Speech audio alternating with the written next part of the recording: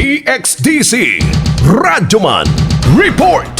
Every opportunity counts for the opposition. Mao ka na ang panglantaw sa usa ka political analyst human ang sunod-sunod nga kontrobersiyang may kalabutan kang Vice President Sara Duterte. Sa interview sa DXDC Arman Davao kang Davao City political analyst Ramon Belano III, iyang gibutyag nga posibleng nakakita og higayon ang oposisyon nga sakyan og mas painiton pa ang mga isyu sama na lang sa confidential funds ug ang bagong Commonwealth Avenue issue kung asa matud pa gipahunong sa usa ka pulis ang mga sakyanan aron hatagan og dalan ang pag-agi sa Vice Presidente. Dugang pa nga tungod nakita karon nga mas nikusog si Duterte isip mosunod nga presidente sa Pilipinas alang sa tuig 2028 nangita og paagi ang kontra nga siya madaot ug ang mga tawo mawad-an og salig kaniya.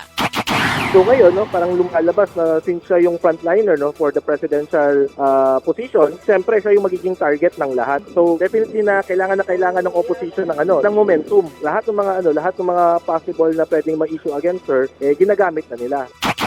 Kasama mo sa balita og serbisyo publiko, Radyoman Ivy Parido, Tatak, RMN.